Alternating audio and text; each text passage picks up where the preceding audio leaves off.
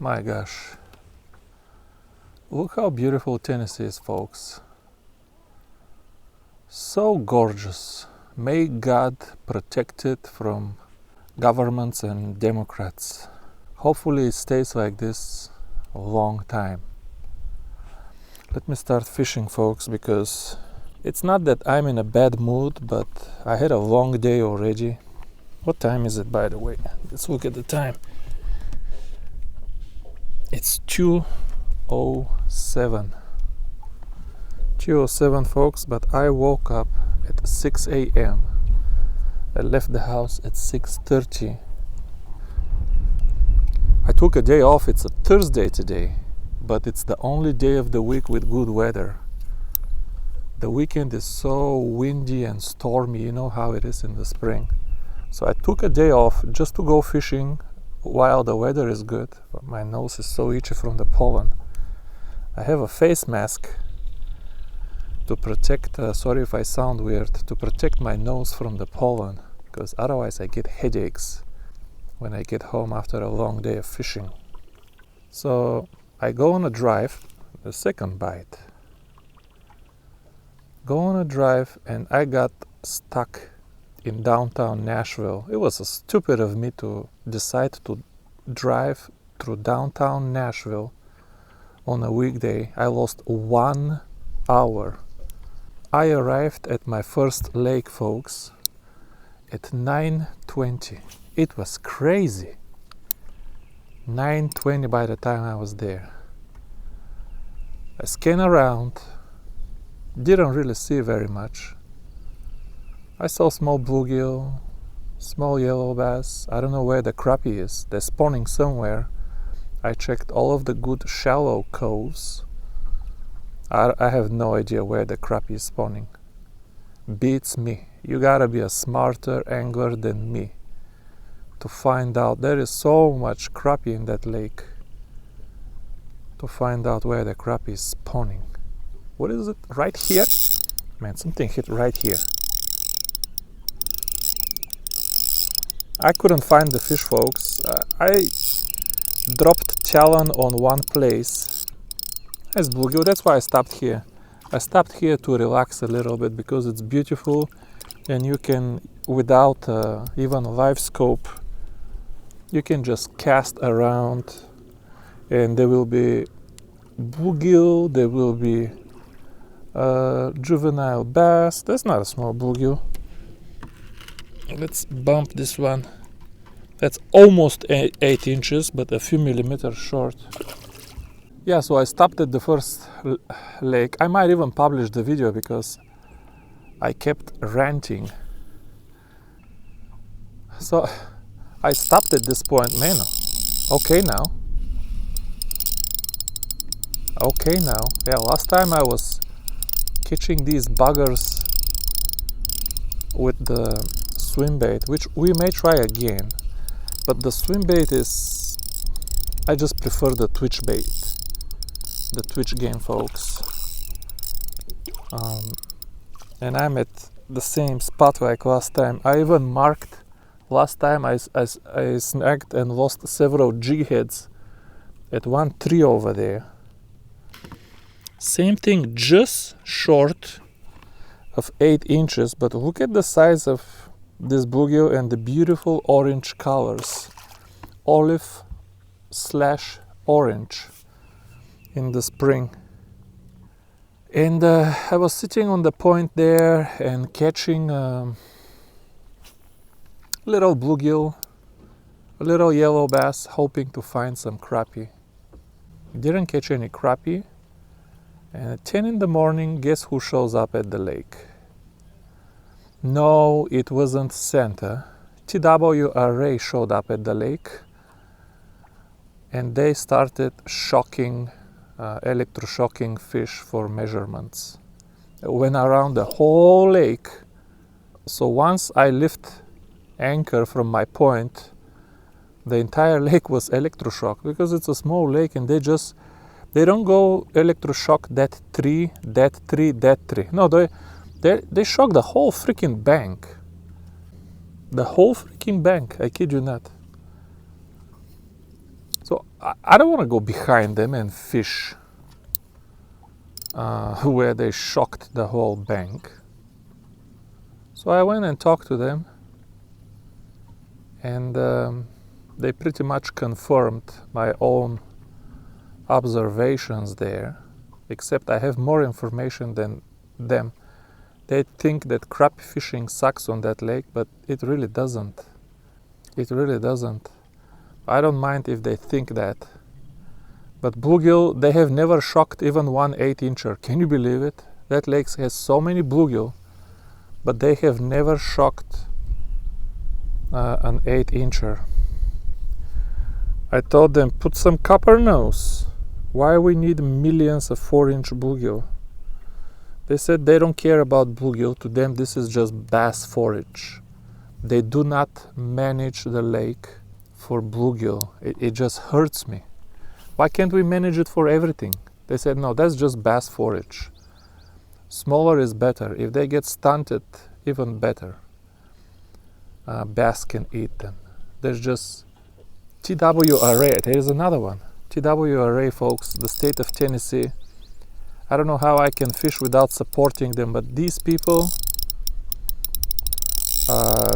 they absolutely do not care about me and people like me who go fishing for the fishing. I don't even have a cooler on the boat. Why you go fishing without a cooler? Then where are you gonna put your limit without a cooler? Well, I actually put them back. These people don't understand, don't care. To them, bluegill is just forage, bass forage. Very sad, very sad. Mama bluegill has a lot of eggs. Yeah, they're getting ready. They're getting ready. They get around here on a bluegill conference. Let's measure Mama bluegill. This is a fat Mama bluegill, folks. She's ready to dump the eggs. Here we go. First 9-incher of the day, folks. This is 9 inches, and it's touching. Everything is touching. Just barely, but 9. So I talked to them. I left. I'm going home. Got stuck in Nashville again for 1 hour. I effing hate Nashville traffic. Nashville, if I ever go to that lake again, better wake up 5 in the morning and try to make it through Nashville. So on the way back, I'm thinking, let me stop somewhere. I don't even care if I catch fish. Let me just drop the talon, like right now. Just drop the talon and cast around the new Luvius STSF with the eradicator. Just cast around and have some fun. Relaxing fun. I love these beautiful sceneries. By the way, this is 1 gram number 10, I believe, with the old trout magnet. The old trout magnet having a bigger body, you can install a 1 gram number 10 on that one and not cut anything from the lure at all. You gotta be careful with the exit and exit not too early, not too late, but I know how to exit. Actually looks beautiful. The old trout magnets, you can dress them even with the size 10 hook. Otherwise, the new ones, I dress them with the size 12 hook because they're too skinny. I kind of wasted my day off in traffic in Nashville. I just, wasted a bullet. Let's cast this way. But so what? At the end of the day, I want to know if there was a fish. I'm wearing the face mask. The pollen has not gotten inside of me yet. I still don't have the headache. My boat didn't sink. I didn't have an accident with the truck. I know it's kind of bleak, catastrophic prognosis, but if nothing bad happened, why should I be Why should I be miserable? There's a fish. There's a good fish. Why should I be miserable, folks? There's, no matter how bad you feel, unless I guess you're in a hospital, there's always somebody worse than you. Man, this fish, that's not possible. That small female hit like, but because they have the belly, they're getting ready here. They're starting to date. They're starting to date, and very soon they're gonna be all on the bank. But I checked the bank, there is still nothing on the bank, folks. There's still nothing on the bank. They are staging. Water temp, for those who care, 64 degrees. Here is the boats with the live scope and the coolers. Let me cast there again. Oh, incredible. Incredible ferocity. That female again? My gosh, why did I drive 3 hours and 2 hours in traffic and fish for 1 hour when I could have fished here? These little females with the bellies. Little females with the bellies. They're getting ready, folks. It's gonna be prime time very, very soon. Now, what happened with the crappie prime time? Again, beats me. Where do crappie spawn in Tennessee? I have no idea. I have zero idea. I do not know where they spawn. I cannot find them. I have live scope, side imaging, boat, brain, and all of that is not enough to find spawning crappie in Tennessee. I just can't find them. I can find them when they stage before the spawn, and I can find them after the spawn when they're tired and hanging around the brush. But when they actually spawn, when they're black and spawning, cannot find. And I have a hypothesis that they're extremely shallow. They're so shallow that you cannot see them with boat and electronics. That's my hypothesis. I need to start testing it, but I don't know how, because yeah, it's actually easier to test this hypothesis from the bank, because it's very difficult to fish with the boat and cast right on the bank, right next to a, because when they do spawn, they're very often next to a tree or something. But casting from the bank, right on the edge of the bank, and not throwing on the bank and snagging and all of that stuff, very difficult. It's actually easier to walk the bank and just lob it in front of you. But anyway, this is kind of insulting to not be able to catch spawning crappie in Tennessee. Now in Illinois, very different story. In Illinois, they just go in the coves. Sometimes they go on the wall of the dam, but they're just very shallow and they spawn, but they're kind of visible. You can see them, and predictable too. Predictable and visible. See 1 or 2 fish and you have to turn around. But they're all around here. They're everywhere. That was a good bite. I think the difference between Tennessee and Illinois is there is no trees. There is no trees on the bank in Illinois. I mean, my favorite lakes have almost 0 trees in the whole lake. Maybe a couple of man-made, kind of somebody artificially put them there, but there's just no trees. You can have weeds and other kind of bushes there, but no trees. And Tennessee is all about the trees. So many trees. And if they go all the way inside the tree, I don't care what electronics, you're not gonna catch them. The slow sink rate club will tell me, by the way, I'm fishing in 3.5 feet of water. The slow sink rate club will tell me, Victor, you need an Ecolite. Your jig is dropping too fast and you're grabbing on the weeds. Well, yes it is. They hitting but not eating.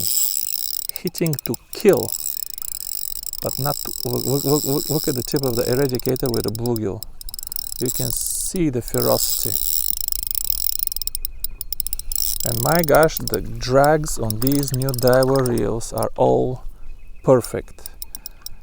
I said in the other video, I tuned this drag. I repeat, forgive me folks for repeating some stuff. I'm not that crazy. I know I'm repeating it. But I get 450 subs per month. You know, every 2 months I have 1,000 subscribers. Something jumped right here. And these 1,000 subscribers are actually the most active ones, because some of the older ones, they're kind of, okay, I know it's an old story. I do want to bring some information for them. But anyway, I did tune the drag. The clip inside that is running on the teeth, it has 10mm distance between the ends. I opened it to 13.5 millimeters, something like that. It's not that it's a science, I'm telling you, I just randomly opened it and put it back, and when I did open it, I measured it so I can share some objective information with you guys. And if I like it, I can report how much I opened it. That's exactly why I did it. So if I like it, I can report. And yeah, I like it a lot. The other thing is I removed the plastic bushing under the spool. Very easy. You need a 9mm hex screwdriver. Takes 2 minutes. And I put on mine stainless steel bearing. I sell both stainless steel and ceramic bearings for under the spool. I sell a lot more ceramic than steel for the people who believe that this can improve your drag. I'm not putting my bearing under the spool for the drag. The drag was already perfect. It's a smaller one. But good variety, small, big, female, male. I'm putting my bearing so the spool rests on metal. And when it rests on metal, it vibrates more. It vibrates more and sounds better. So that's the only reason I put bearing there. And I don't need no ceramic bearing. I think we need to switch to something, I think we need to switch to something that is easier to run in 3 feet of water. Even a swim bait would be easier to run right here.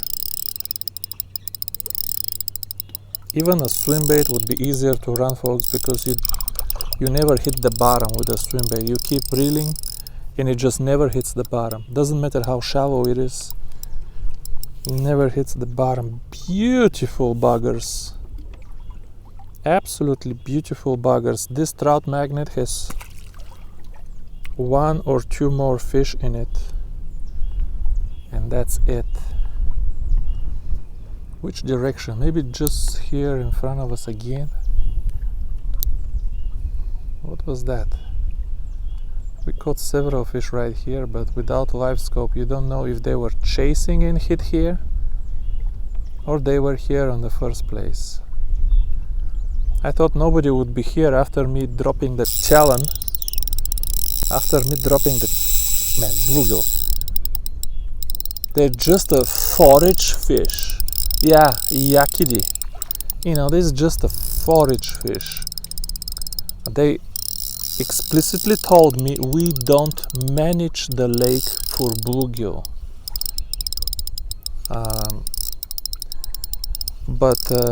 Yeah, they also told me that it's actually better for the bluegill to be stunned and to be small.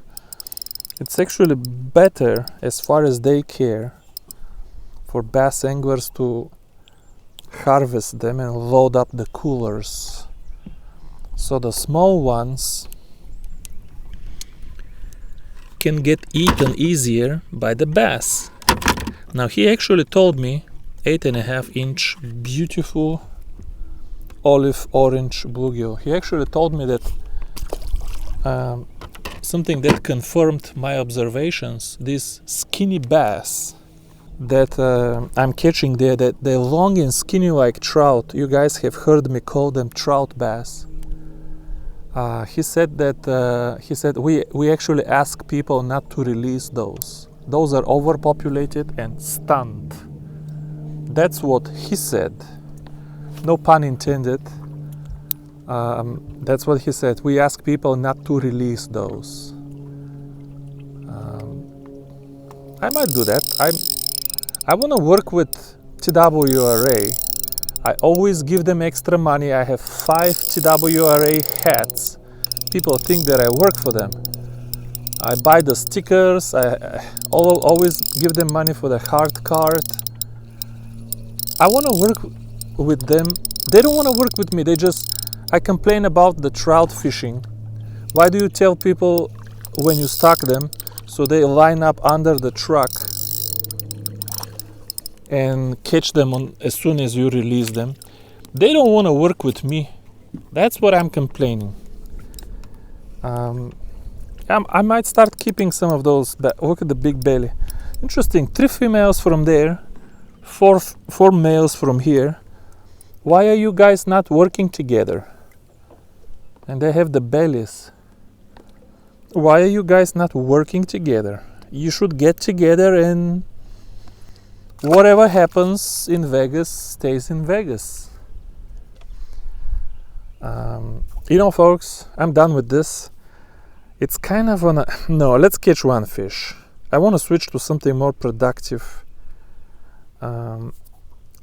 Twitching a trout magnet is productive when you know where the fish is, or when there is a lot of fish.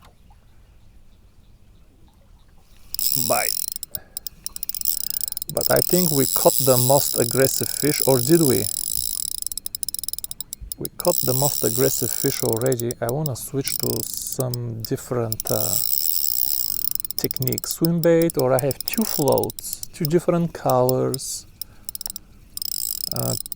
2 different lures, so I can switch them. You don't need 2 floats, you don't need 2 lures, but I'm here to have fun. And I have 2 rods, so why not bring them on the boat? Oh my god. Come here, buddy. What a gorgeous bluegill, folks. This is a soiree bluegill. This is not a presso bluegill. I keep creating my own species. Why should I accept the nomenclature of these idiots? It looks like a pumpkin seed to me. They say, no, it's not pumpkin seed, it's long ear. Who said that? I make my own species. Stop it. This is a soiree bluegill, 8.5-inch soiree bluegill. Absolutely gorgeous specimen. Let me give you one last shot of the rig, and I want to switch to swim bait or float. I might do a few casts to see which one works better. What do you guys think? Hey, that's pretty enough for me. Let's put this aside. Let me show you what I have. 2 floats, 2 beautiful floats. I don't even know which one to. Maybe I'll get the coral color, because I just fished with the Patriot color in the other lake. Oh, we're tangled over there. Look how pretty both of them. Just look how pretty. Absolutely gorgeous. This one really wants to go in the water. Okay, folks, I'm gonna let you go.